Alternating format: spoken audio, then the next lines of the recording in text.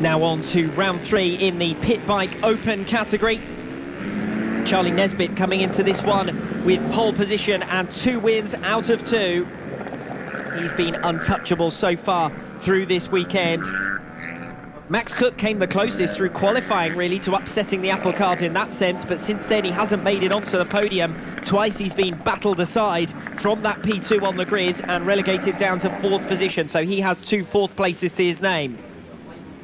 3rd in the lineup on the grid for this one, Elliot Pinson. Now, that second row of the grid is pretty interesting because Elliot Pinson and James Rose have exchanged places from race 1 to race 2. Pinson on third position last time out after finishing runner-up in race 1, and James Rose, who finished 3rd first time out, finishing runner-up last time around. So the battle for 2nd and 3rd position could well be the most interesting here.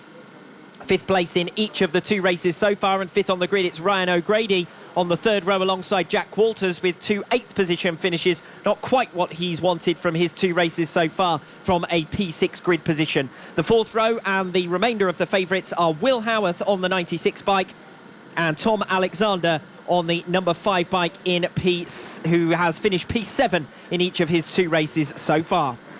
Watch for Charlie Nesbitt, the unbeaten favourite then, off pole. A lot of creeping, particularly from the 2nd row. And that's a good start from the outside of the grid from James Rose, who is away well in 3rd position, but not able to upset the 2 riders on the front row of the grid. Trying to challenge down the inside, though, as they head towards Surtees. And out of Surtees, well, side by side for 2nd position. Actually, it did look as though James Rose had made that position, but then with the right-hander, he was stuck on the outside line and all the way through the Lancaster curve on the wrong part of the track. There was no way through for him there. So it's Charlie Nesbitt versus Max Cook up front. But on each occasion that we've seen this duel so far, Cook has come off worse and ended up dropping down to 4th position. Can Nesbitt hold on again here in race number 3? Down the inside goes Max Cook, diving through. James Rose under pressure as well. O'Grady in the mix. It's Cook from Nesbitt. He's made that move stick. Pinson up in 3rd. O'Grady, as I said, up to 4th position. Will Howarth is next in line in 5th place, but already 5th position down are all dropping away from the front runners. Pinson setting a decent pace there in 3rd position, but it's Cook versus Nesbitt up front. This is more like it from Max Cook, taking advantage of that front row grid slot into 2nd, battling with James Rose on the opening lap, and then launching after Charlie Nesbitt with an inside attack. Not waiting for his moment, just going for it straight away into Raymond's at the end of lap number 1.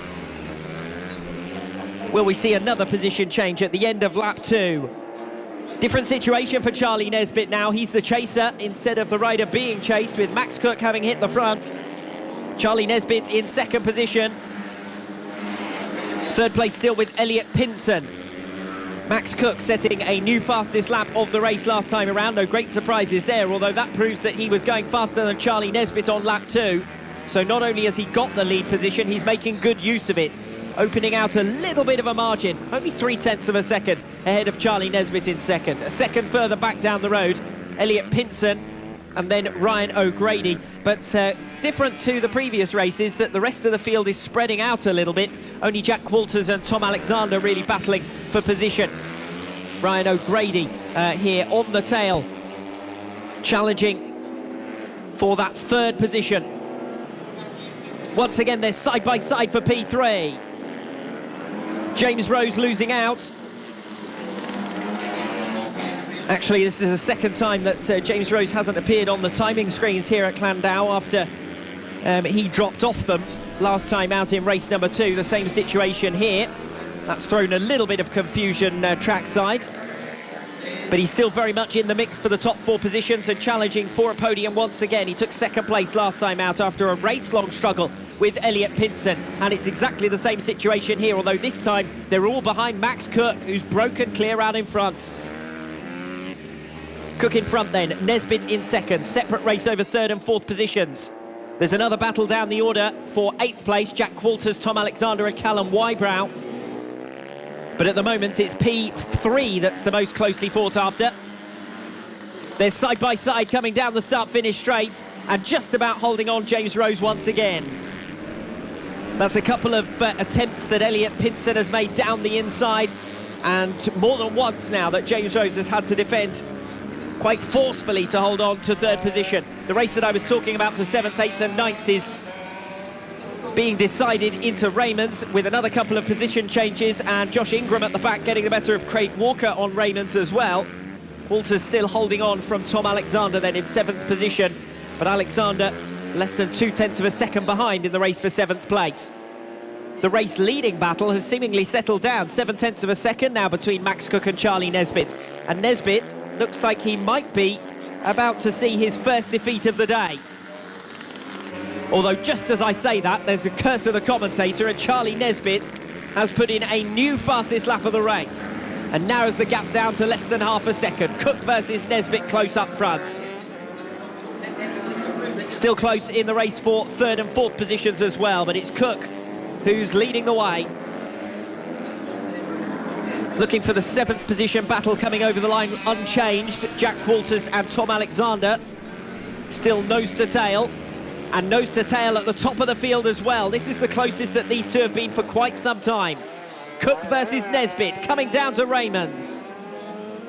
And moving to block once again Max Cook, but Nesbitt is as close as he's been. Can't really get the run off Raymond's though, doesn't have a pace advantage there, and will have to follow through turn 1, through the hook. No overtaking opportunity there. A couple of riders have gone for big moves down the inside into the Bomber Straight, which has lived up to its name here today. Surtees has caught out a couple of the riders. They're working their way through now there and onto the Lancaster Straight. Charlie Nesbitt setting a new fastest lap of the race last time around, as I said. Less than 0.3 of a second, that gap between positions 1 and 2 last time around. As they work their way towards lap traffic for the first time, and this could liven things up as well. Cook versus Nesbitt. And the back marker moves right out of the way. Full credit to one of the lesser ranked riders in the race who's moved aside to enable the front two to run clear. So still Cook versus Nesbitt, but Nesbitt dropping back last lap around again to that 0.6 of a second marker. And that was the margin for a couple of laps between Cook and Nesbitt. At that stage of the race, it seemed as though things were more or less settled. It's come alive since then.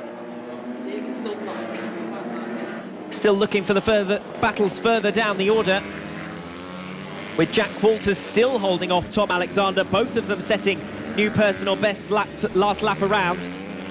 Cook from Nesbitt, that gap has been cut down once again. Here we go down into Raymond's. Best passing opportunity. Cook holds the racing line. Nesbitt's going for the cutback. Again, not close enough to land a blow, but again, setting a new fastest lap of the race, and Nesbitt is really on the march now.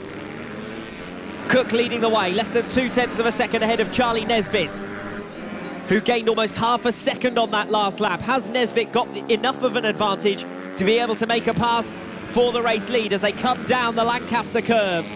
One of the longest turns on the straight, a winding right-hander that then sharpens onto a straight before the Dell. Into the Dell now, still 1 and 2. Max Cook and Charlie Nesbitt, nose to tail. Nesbitt waiting for an opportunity to come through. As they pass back markers, that's not going to be the ideal time to meet lap traffic, and Charlie Nesbitt held back there slightly going into Raymond's, and that's enabled Cook to escape away once again. Again, that margin is up to 0.6 of a second. The race leading position seesawing in this one, race 3 in the pit bike open category. Clear in 3rd position now is James Rose, who doesn't look under too much pressure from Elliot Pinson, despite Pinson setting a new personal best on that lap number 9. That's all about 10 seconds away from the race-leading battle between Max Cook and Charlie Nesbitt. We still have that separate race for 7th and 8th positions between Jack Walters and Tom Alexander. Walters set to improve on his previous best result of 2 8th position finishes here today,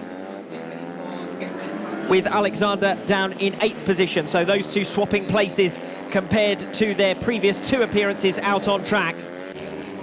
The top 2 still as close as they've been throughout the race. Less than 0.2 of a second. Nesbitt gaining back in lost ground last time around, but each time he moves to strike, the move is made against him. He's got down the inside this time around though, and coming through for the race lead. They're side by side once again, coming off Surtees and into the Lancaster curve. So Nesbitt went for the dive move down into the Bomber Straight, and down the inside into Surtees, then ended up on the wrong part of the circuit. They're still almost side by side, nose to tail at very least, as we see Max Cook and Charlie Nesbitt out in front. And will there be another position change into Raymond's? Not this time, not close enough to swap around again, as they pass into the final lap. Still nose to tail, Nesbitt in front then, Cook in second position. Nesbitt having made that pass through the bomber straight around Surtees and then onto the Lancaster curve last lap on lap number 10. Can Cook respond? This will still be his first podium finish of the weekend, still his best result of the weekend, if he can hold on in second place, which he looks set to do. James Rose nowhere by comparison, and Elliot Pinson well adrift of what would have been a third podium finish if he could have managed it of the weekend. Nesbitt versus Cook, still nose to tail, still close, running down the hanger straight for the final time. The race leader looks over his shoulder. They're not going to encounter the lap traffic on the apex of Raymond's for the final time. Going for the cutback, Max Cook. It's close, but it's not close enough. And Charlie Nesbitt makes it 3 wins out of 3 after making a crucial overtaking manoeuvre on the penultimate lap. And we are close for third position, much closer than I thought we were going to be in the run down to the line, as Elliot Pinson recaptures the position. At one stage, James Rose had that completely settled, but Pinson came back into it and then made an overtaking manoeuvre in the closing stages for P3.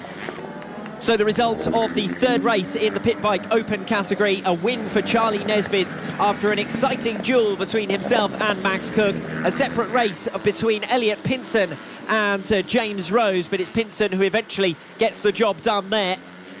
Ryan O'Grady finishing in 5th position, Will Howarth in 6th, then Greg Pym behind Tom Alexander, who takes 7th, and Jack Walters, who rounds out the top 9. Callum Wybrow holding on to 10th position as things stand.